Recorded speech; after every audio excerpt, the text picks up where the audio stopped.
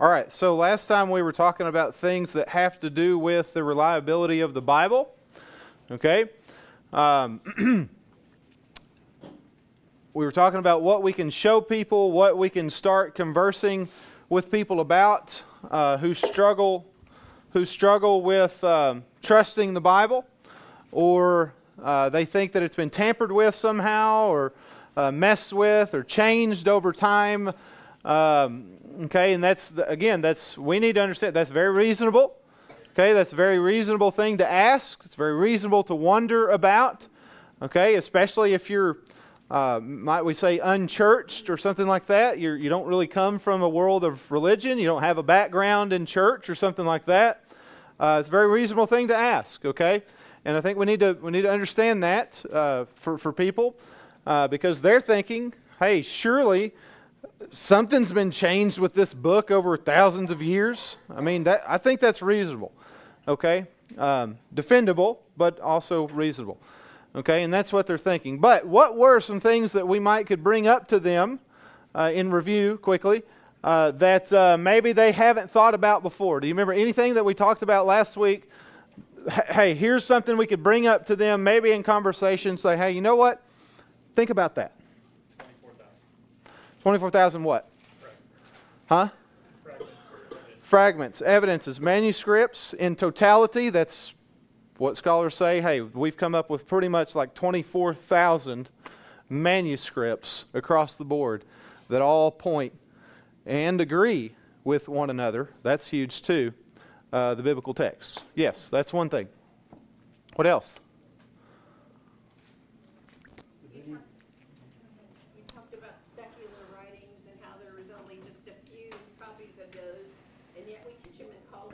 Absolutely, absolutely. You had Homer's Iliad is one of them. Yep. And Plato's Republic. Yep. The Gallic Wars. Any one of that's a few. That's a handful. But there's numerous, ancient writings of literature. There you go. Yeah. So there's far less manuscripts that we have for those writings of antiquity. Yet people take those as truth, and we'll kind of talk about that in just a second, but yeah. Well, I know we didn't mention the Quran, but the Quran identifies Jesus as a great prophet. Okay, yep. Maybe doesn't identify him as what Christianity would identify him as, right? The Son of God. Yes. One of the things we didn't mention last week was the Dead Sea Scrolls. Okay, yep. And I might be getting there in one of the parts of it, but yes, that's just one of many. Absolutely, some Dead Sea Scrolls point to some old manuscripts that were found in the caves of Qumran. They point back to some of the Old Testament scriptures. Those are very old, but that's solid evidence that we have. Also, anything else you remember? Tacitus. Yep.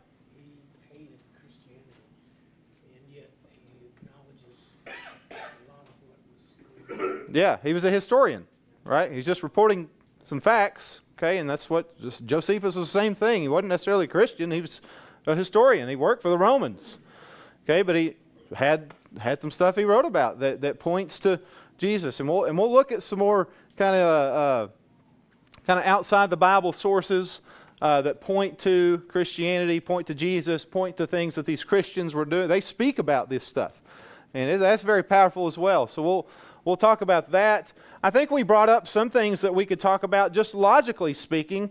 How massive of an endeavor, I would say impossible feat that would be for somebody to even go about trying to change the biblical text. You remember space and the numerous copies that had all gone out there. That actually ended up preserving the text. You can't change a lot of copies that get spread and spread. How are you going to do that? How are you going to get a hold of all of them, right? So that kind of preserves the text, and then you find all the copies and start matching some of the manuscripts together, and they're matching, and they agree, and that's another reason, okay? But logically, you could ask them who would do that? Who would do that? When would they do that? If you hated it, if you didn't like it, well, that's quite a feat to go through, impossible one to go through. to try and change the biblical text. Okay, so those are some things that we had discussed last time. Let's see. Yeah, again, I think, like you said, Carol, I think one of the big ones is, people, it's just inconsistent. It's inconsistent to accept some of these other ancient writings and go with that when there is far less and less evidence for those than you actually have the biblical text. There's way more evidence out there for the Bible than anything. Yeah. And how the books of the Bible interact with each other. Yes. It quotes from here and Yes. there. Yes. Really good. Over thousands of years, right? Yeah. It ties it together Yeah. from And Isaiah so to that's the gospel. a nod to inspiration and what God has done and all that. So we have very, very concrete evidence that has been tested. It's been compared. It's been scrutinized. It has been investigated. It hasn't been tampered with, and it holds together just as God said that it would. But unfortunately, you do still have people that choose not to believe in all of it at the same time. Now, I kind of have my theory for that. If you think about it, believing in another ancient document that doesn't have anything to do with life change, well, that doesn't really take much to believe in, does it? I mean, that's not very hard. Sure, what's it matter? Sure, that's true. Whatever Plato wrote about, that's true. Okay, I can accept that. But the moment you get into a document that actually has for you to change your life, that's a bit of a different story. You see, people don't like to be told what to do, right? And the moment that happens, the moment that you start stepping on people's toes and say, well, you got to follow this, you better look at this, you're going to get a little bit defensive about that. So I think that really has a lot to do with it as far as why people just absolutely do not want to agree with the Bible or accept the Bible. Because the moment that they accept or at least acknowledge that this thing might be right and it might be true, what will that mean? You're going to have to think about some of that stuff then. That's my theory as to really the heart of the matter as to why people just absolutely choose to disobey and do not want anything to do with it. You'll get fighting mad over that stuff. You're not going to tell me what to do. So I think really that does have quite a bit to do with it. I do want to mention too that having said all of what we have talked about with these manuscripts, sometimes what people really are asking about this when they're asking if it's been tampered with, sometimes they are asking, can I trust the Bible in my hand? Jackie, can you trust that thing right there? The Bible in my hands. Can I trust the translations that I have or that we have or that we read? Can we trust those things? Well, yes. Yes, because, and this gets into a whole nother area of, you're getting into textual criticism and you're getting into all kinds of stuff, but yes, you can, because what these translations or versions, same, are based on are all of these manuscripts that have been found. Okay? Whether it's Hebrew and Greek. Okay? And they're translating it, really, a lot of them translate from the best available manuscripts that we have found over time. And they're going from the Greek to whatever language. Okay? How translations work, they don't go from Greek to English and English to French and French to German and no, they're going from the manuscript to then whatever language it is. Okay? So, and we've got to remember, too, that people that are working on this stuff really do care about the Bible. Okay? I mean, they do hold it in high esteem. They don't want to mess with it. They don't want to change it. They're not trying to do that. Okay? They do care about the Bible. Now, yes, it is a reality that Do some of the translations and do some of the Bibles that are printed and produced today, do they have footnotes? Do they have marginal commentary? Yes, they do. Yes, they do. And you do have to watch out for that. Sometimes they'll have a doctrinal bias in the commentary. I tell people all the time, when you go get a Bible, stay away from that junk. Okay? Because sometimes there is a doctrinal bias. All right? So some of the translations also, they may sacrifice, they may, try to get easier to read, right? And they'll sacrifice kind of getting away from the accuracy of the text for readability. You have that as well. Okay? But behind really your major translations and are teams of biblical scholars that are all sitting down and analyzing this stuff to make sure that what they're translating is right and correct. Okay?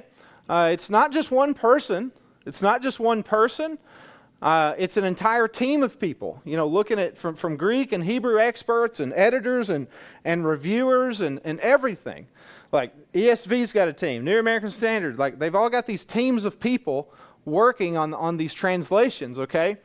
And there's a lot of checks and balances with that as well, and that's what we need to understand. There are checks and balances. It would be very hard to get a Bible published and it not be true. And it not be true to what a lot of the manuscripts say. Somebody is going to notice that. Okay? There's too many Bible scholars in the world that would not let that fly. They would not let that stuff fly. It would have to get through a wall of professional scholars and committees and everything all across the world for something to get changed about it. Okay? You have too many eyes on this thing. There's too many eyes on this thing for that to really happen. The Bible is the most examined text ever. Ever. Okay? But it does still stand just as God said it would. Yeah. I was going to say, every time a new translation is brought out, it undergoes a lot of scrutiny. Yeah. A lot of questions. When the Revised Standard Version came out, there was a lot of scrutiny about it. Later, other translations began to come out with regularity, and they continue to come out with regularity. Some of them are excellent. Sometimes with variations in small ways. Yeah. Most of the time, they're going to be fairly close. I will say there are a lot of single-man translations out there. I think that Hugo McCord's translation. You can find those, yes. Yes. But they are one-man translations, but that's all they claim to be. Yeah. Yeah. Alexander Campbell has one. Yes, that's right. Yeah. I've got it on in my office. I've got a copy of it. Mm-hmm. And there's something to be drawn from it. That's true. But I just want to reinforce what you were saying. Yeah. Those where there are whole colleagues working together on the translation. Generally, you're going to come out with a much better balance. Absolutely. Absolutely. Yeah. Thank you. Usually in the front of each Bible, there will be a description of what approach they took to translating. Yes. And so they will actually explain what manuscripts they use Yep. and why they use They're pretty transparent. And it's helpful because then you know if they're saying, well, we wanted to get behind the intent. Yes. Try to read into their minds of these Yes. people who have been dead for 2,000 years. Well, we thought they would, Yeah. but if they're just, Yeah. sticking with the text, Yeah. that's a different. That's why you could look at an ESV and they'll tell you, like, our approach was just pretty straightforward. We didn't want to get into any of they don't italicize their words. They don't really, show you where one has been added to help with, readability and so forth. They don't really have that, okay? They don't have, I'm pretty sure in some of them that they don't have, like, the headings of the chapters sometimes. It's just a fluid, well, that's just their approach in the translation, okay? It's not to say that it's necessarily wrong. It's just they all have this different approach, okay? Anyway, but I don't want to get bogged down too much in Bible translations, but I just needed to add that a little bit. Let's get a little bit further, excuse me, into with Bible legitimacy and really its trustworthiness, okay? Okay, remember, let's picture ourselves in a conversation with someone. What else could we talk to them about? What could we, politely show them and, slide across the proverbial table and say, think about this. Here's this thought. Go look into this. Just hear it out. What else could that be? Let's talk about that. One of those areas is definitely going to be with historical accuracy, okay? Specifically with one thing tonight. But historical accuracy, you could do this with a lot of things in the Bible, but we'll talk about one area. Okay, if there was one Bible writer, I think this might be on your outline, maybe. If there was one Bible writer whose writings have been analyzed and investigated to see whether or not they are true, who do you think that would be? Paul? Perhaps. Who's another one? Luke. Luke. And the reason for that is because Luke records a lot of historical data in Luke and Acts. Luke wrote Luke and Acts, right? They're together. Okay? Luke wrote a lot about historical records. There's a lot of historical details. He has names of people who were in power that he records. There's geography. There's places that he notes. And people in the past have questioned his accuracy of such things and whether they are verifiable or not. Okay? And so, the book and both of those books get seriously looked at, either because people are trying to disprove what he said, that it was inaccurate, or people are trying to prove that no, what he recorded was accurate. Okay? So it really, really gets highly scrutinized, really, really investigated. The writings of Luke. Luke was a historian. He was a doctor. He's a smart dude. Okay, so he's got some things that he writes about that is quite specific. Okay, even at the very beginning of is it Luke? At the beginning of Luke, I wrote to try to get everything down for you, most excellent Theophilus, in an orderly manner. Right. That's how his mind works, okay? So he's a very meticulous writer. But anyway, so we're going to look at a few things with Luke. Now listen, we're going to get a little deep for a second, and we're going to go off in the deep end just for a minute, okay? We're going to look at some stuff. It's helpful for us to look at it, but then we're going to back up and we're going to come to the surface because we're trying to prove a point, okay? And then we can kind of give somebody the whole of the matter, but we need to know kind of some details, okay? So we're going to look at some stuff. It's not too complicated, but it kind of gets a little in the weeds. All right, but it is interesting. It's very interesting. Okay, look at Acts chapter 13. Go to your Bibles. Let's look at Acts chapter 13 for a moment. We will be in the book of Acts.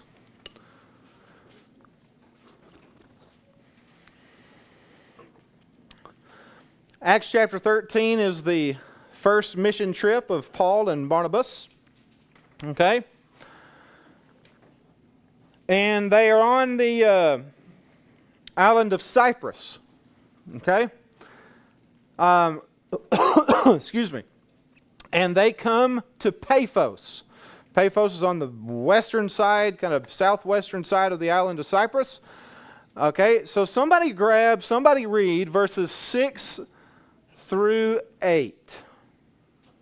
Acts 13. Now when they had gone through the island of Paphos, they found a certain sorcerer, a false prophet, a Jew whose name was Bar-Jesus, who was with the proconsul Sergius Paulus, an intelligent man. This man called for Barnabas and Saul and sought to hear the word of God. Okay. Sorry, grab 8. Just grab 8, yeah, sorry. But Elymas, the sorcerer, for whose name is translated, withstood them, seeking to turn the proconsul away from the faith. All right, here's where skeptics have gone. Okay? In the past, they have said that the area of Cyprus at this time would not have been ruled by a proconsul. Okay? You see that term right there, proconsul, in 6 and 8? They're saying it wouldn't have been ruled by that person with that title, that official person, okay? Proconsul meaning a ruler of the Roman province, but still under the Roman Senate. All right? They say that that area would not have been ruled by that person because this was an imperial province at that time, meaning it was directly controlled by the emperor of Rome, the sitting, reigning emperor, okay? The empire itself was divided into different territories, okay? You had senatorial provinces and you had imperial provinces. All right? One of those was ruled by the Senate, senatorial provinces, and one that had proconsuls over it, those provinces. Okay? And that's who would be in those areas. And one was ruled by the emperor, who would put his appointed officials there, like a propraetor or like a governor, similar to what Pontius Pilate was over Judea. That would be that. Okay? That's what he was. So, skeptics have said that there's no way a proconsul would have been in that area because it was, at that time, an imperial province, not a senatorial one. And secondly, people have questioned whether or not this Sergius Paulus fella was that person, or even if he was at all. Are you tracking me? Okay, hang with me. What people didn't realize is that secular history actually has it that at one time, yes, the area of Cyprus was an imperial province. Okay? It was an imperial province back in the time of Augustus, the Emperor Augustus. And he reigned even as far back as 27 BC, when he was the emperor of Rome. Well, 27 BC, 5 years later, Augustus transfers, actually in 22 BC, transfers the island of Cyprus over to the Roman Senate in exchange for Dalmatia. Once he transferred it to the Senate, it was now under a senatorial province. Okay? And now under proconsuls. Okay? Because it's not under the emperor anymore. Are you still tracking me? It had been transferred, okay? So, somewhere in 40, 50 AD, whenever Paul and Barnabas were going through there, it was still a senatorial province. Meaning, it was governed by what? The proconsuls. Okay? Additionally though, there have been, people say copper coins, they call them copper coins, coins that have been found from that region that refer to other proconsuls who were around the time of Paul. And there have been 3 ancient inscriptions found that suggest that this Sergius Paulus was most likely the guy Paul and Barnabas met. Possibly looks like something like this. I believe that is Claudius on one side, and on the other it has the Greek word for proconsul there. Anathupato. I think I probably need to look at that again, but it's around the edge. Anyway, you kind of see the sign for pi, that's P, pato. Anyway, maybe look like that. But three other coins or inscriptions have been found. One was found on the north coast of Cyprus that mentions Paulus, who was a proconsul, and dated it to around AD 50. You had another one that was found with this inscription, Lucius Sergius Paulus, one of the curators of the banks of the Tiber during the reign of Claudius. And another was found in northern Cyprus that refers to a Quintus Sergius Paulus, proconsul during the reign of Claudius. And Claudius reigned from 41 to about 54. All right? Okay, so secular history agrees with what Luke wrote about there being a proconsul person in that area. Okay? We're making a point. We're deep. We're making a point. Keep going. Let's look at another one. Go to Acts chapter 17. Do you see the point in that one? They said you couldn't have, there's no way. Well, we actually found some evidence, and no, it had been transferred. It was a senatorial province. There were proconsuls actually there. They even found some evidence, okay? All right, Acts 17. In chapter 17, Paul and his cronies, Timothy, Silas, and Luke, had come to Thessalonica. All right, to grab a little context, let's read someone lengthy. Or if you want to break it up, somebody grab 1 through 4, and then somebody grab 5 through 8 of chapter 17. 1 through 4, 5 through 8. Take off. Now when they had passed through Amphipolis and Apollonia, they came to Thessalonica, where there was a synagogue of the Jews. And Paul went in, as was his custom, and on 3 Sabbath days he reasoned with them from the Scriptures, explaining and proving that it was necessary for the Christ to suffer and to rise from the dead, and saying, This Jesus, whom I proclaim to you, is the Christ. And some of them were persuaded and joined Paul and Silas, as did a great many of the devout Greeks, and not a few of the leading women. 5 through 8, someone. But the Jews, becoming jealous, and taking along some wicked men from the marketplace, formed a mob and set the city in an uproar, and attacking the house of Jason, they were seeking to bring them out to the people.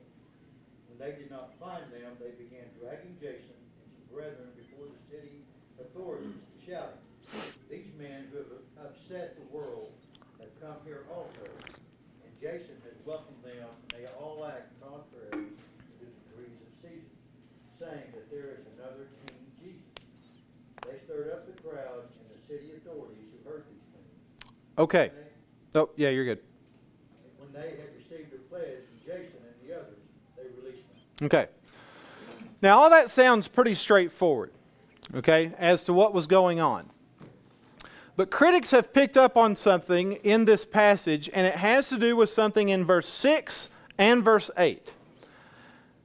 And it's this right here. What is that phrase highlighted?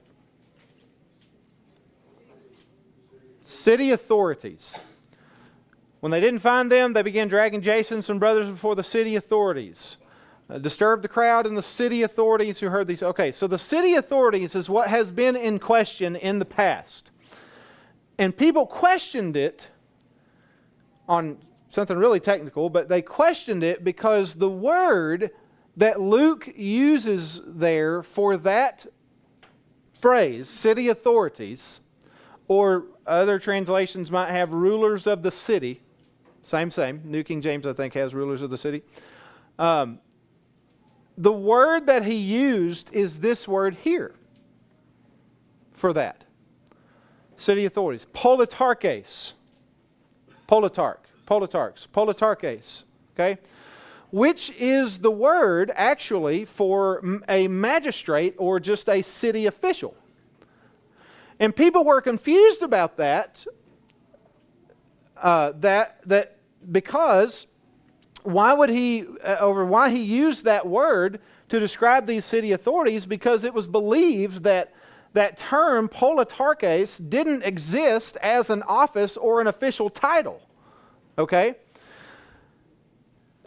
So since they believed then that that term didn't exactly exist, well, they thought that Luke may have been incorrect and should have employed there another word, or maybe a couple of words, these words here, strategos, which actually does mean chief magistrates, or exousia, for authorities. Okay?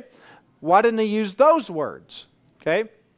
They would have been people thought, the more appropriate terms to describe these city authorities. And so Luke must have been wrong when he wrote about the authorities of the city of Thessalonica. So critics attacked that point because they're trying to disprove Luke's historical accuracy and say that you can't trust what he wrote, okay, because he's not using the right terms. And therefore, the Bible's not inspired and so forth. Okay? People are trying to poke holes into Luke's writing. However, there once stood in Thessalonica a Roman arch, okay, a structure, a Roman arch in Thessalonica, and it was called the Vardar Gate. And I think it was called that because it faced the Vardar River. I'm not quite 100%, check me. But it was called the Vardar Gate. Okay, the arch actually was torn down in around 1867 or 70, around there. It was torn down and they needed to repair some walls with it, and they were going to use some of that. When they took it down, though, they noticed that there was an inscription on the arch. And it began with the phrase, "In the time of the Politarchus." And that's what it looked like. That was on the arch. Okay? And here's another picture of it.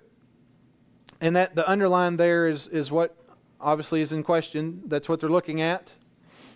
That's all in Greek uppercase, what they would call Greek unsealed letters. That's all in Greek. And there's different names on it, actually different politarchs that were there. That's there. It's mentioned on that inscription. There's another look at it there. Rulers of the city, authorities of the city. Okay, that's at the British Museum now in London, and that's where it sits. So that was found there at Thessalonica, and it was dated to be somewhere around 30 BC to 143. 30 BC to 143 AD. Somewhere around there. So scholars actually concluded that that is most likely when it was most likely standing and was there and was erect when Paul and company came through there about 49 to 50 AD, in that range. Thus confirming Luke was right when he said what he said about the city authorities. That's what we're trying to understand. It confirmed that Luke was right when he said what he said about that and used the proper term. Okay? Not to mention, there were also other inscriptions found from Thessalonica that also had Politarchus on the inscriptions. There were other ones that were found in the area. I think about 19 of 32, I think maybe. From another historian.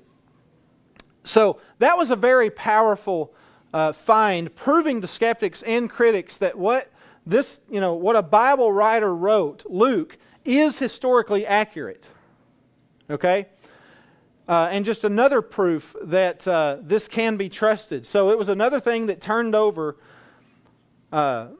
once skeptics really started looking at it. There's one more. There's another famous, actually there's more, but tonight there's one more. There's another famous inscription that has been found also. It's called the Gallio inscription. Or sometimes it's called the Delphi inscription. Gallio was said to be the proconsul of Achaia. Okay, so around Corinth of Achaia. That's actually said of him by Luke in Acts chapter 18 and verse 12. While Gallio was proconsul of Achaia. Okay? He's the man that the Jews brought Paul before when he was in Corinth. Having been there for 18 months teaching, Paul was, and they were trying to get Gallio to judge Paul because the Jews believed that he was persuading men to worship God contrary to the law. But because it all had to do with their law, and as he put it, because it has to do basically with words and names of their own law, he wasn't going to be a judge over such things, so basically, get out of here, I'm tired of seeing you. He wasn't, unless it was a vicious crime, he wasn't going to give them the time of day. Like, y'all handle that. That's your stuff. Dealing with your own law and stuff. Okay, but that's the guy, Gallio. What's interesting, though, is that Luke mentions he was the proconsul of Achaia. Well, fast forward to the year 1905. There is a student, a doctoral student in Paris, sifting through some inscriptions that had been collected from the city of Delphi in Greece. Delphi is in Greece, okay? He's sifting through these just random inscriptions, which I thought that would be wild to do, just handling these things. But around Delphi, that's where they were collected, which is where Paul was at, near that area. He was in Corinth, okay, relatively close to the city of Delphi. And actually what this person stumbled across was 4 fragments that, when pieced together, was a letter. It was an inscription, but it was in letter form from Emperor Claudius to guess who? Gallio. It was in letter form, but it was an inscription on stone. And it was written to Gallio, the proconsul of Achaia. And it looked like this, actually. Those are some, tried to find some of the better pictures of that. It looked like that. So that one was huge as well. And it also helped us too with chronology, actually. Chronology to determine when Paul was in Corinth. See, that's how they can date some of this stuff too. If you ever wondered, like, people come up with these dates as to when they're in Corinth and when they're going here. Well, these inscriptions, because people date this stuff, they can date it by the way the writing is, where it's found, and there's a lot that goes into that. But they date this stuff. Well, it was actually, one guy dated it to be around AD 52. And Gallio's proconsulship was about AD 51, which meant that Paul probably got to Corinth in January, this one guy said, around 49 to 50 AD. That's pretty down to the wire. But it helped with chronology too. Now we can help determine where Paul was at a certain time. Okay? So that was another big find. We'll talk about some more. Now, come back up to the surface. Okay? Told you we were going to get deep, but we're back up here now, okay? Look, the point is that what we're seeing is that Luke uses correct terminology for the time, and he uses the right terms and titles for these people who were in power at these specific places, and it's proven by archaeological finds. If we are trying to get somebody something that they can at least go and chew on because they are struggling with believing in the reliability of the Bible, you know what we can say? Go and look at some of this stuff. Check out some of this. Look at some of this. Maybe consider some of this stuff. Have you ever looked into some of Luke's writings? I mean, if you're that skeptical, you should check this stuff out. You should really check it out, because there's some stuff sitting in museums that people have found. So, I don't know what to do about that. What are you going to do about, you know what I mean? I mean, that's pretty concrete, literally, evidence. Do what? I said they'll overwhelm them with all of this. Well, hopefully in a good way. So what you're doing is you're setting the foundation for logic. Yes. Yes. If this makes sense to you because of the evidence, Yes. let's look at some things that you openly, unquestionably accept in your logic that don't have this. That do not have this stuff. You're trying to help them see it, okay? a seed of doubt in their minds to get them to the truth. That's what all of this is about, okay? It's tough work. It's hard work, okay? Trust me, it took a lot to dig into all this stuff, but it matters. Man, there's people that are hanging on the fringes that I think we can reach if we just knew a little bit and say, hey, try that. Try that out. Anyway, there's so much more to look at with archaeology. I think it's one of the biggest evidences you could ever look at if you were ever struggling with stuff. Our Bible is rooted in history and literally in the earth. They uncover stuff all the time. We may watch a video. I don't know if anybody's ever stumbled across Bible Land Passages. It's with John Moore. Anyway, what they're doing over there is incredible. We may watch a lesson anyway, but that's tonight. Some Luke stuff. We'll get further into it. So thanks for